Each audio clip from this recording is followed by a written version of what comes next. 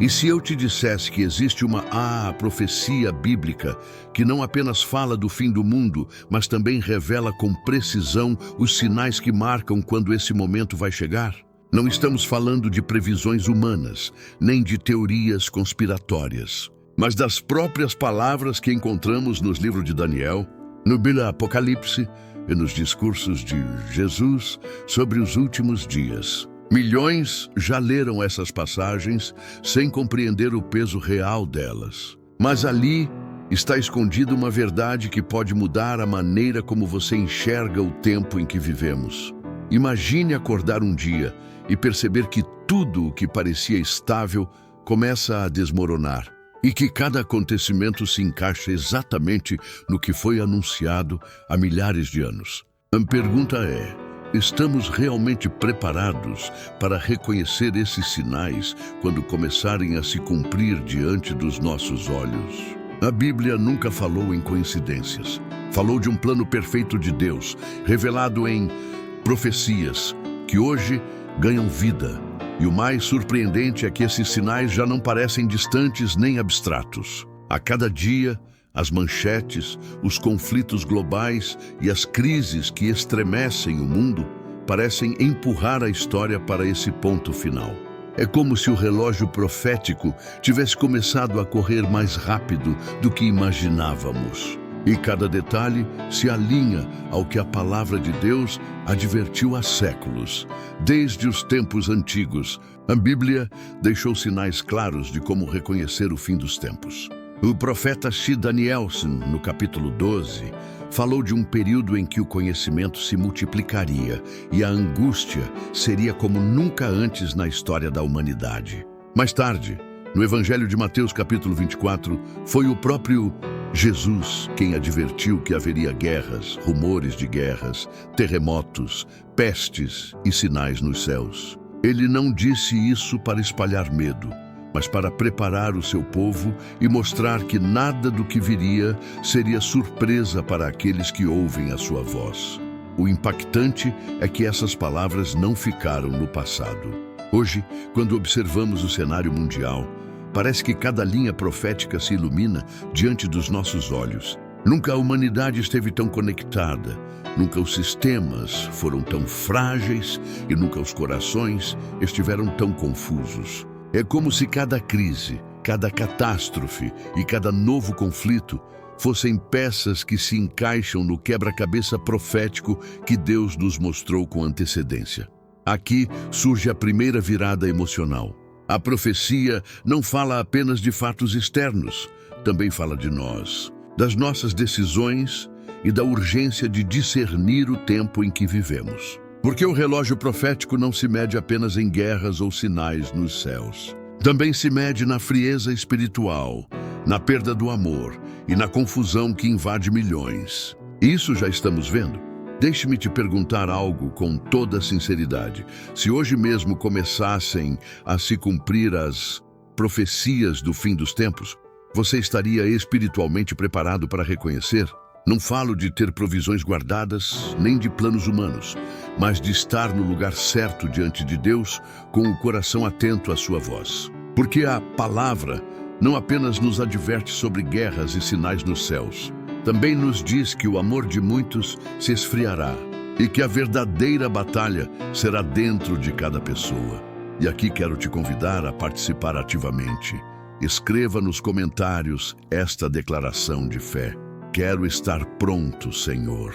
Não é apenas uma frase, é um ato de compromisso, um lembrete público de que você deseja caminhar em obediência quando chegar a hora marcada.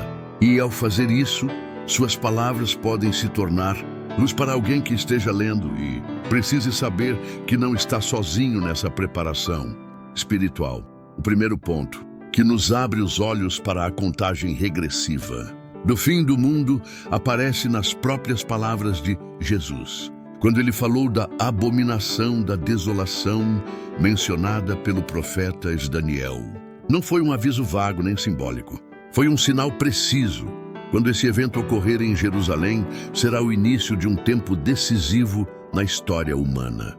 E o que torna essa profecia ainda mais impactante é que não fala apenas de um acontecimento político ou religioso, mas de uma manifestação visível de rebelião contra Deus, no próprio lugar que deveria simbolizar sua presença. Imagine o que isso significa. A cidade que muitos consideram a mais sagrada do mundo será, segundo a profecia bíblica, o epicentro de um engano que estremecerá todas as nações. Daniel capítulo 9 fala de uma aliança de 7 anos, e Jesus, em Mateus 24, adverte que no meio desse período algo acontecerá que marcará o início da grande tribulação. Não é coincidência que Jerusalém esteja sempre no centro dos conflitos, porque há séculos a palavra anunciou que seria a peça-chave do cenário final.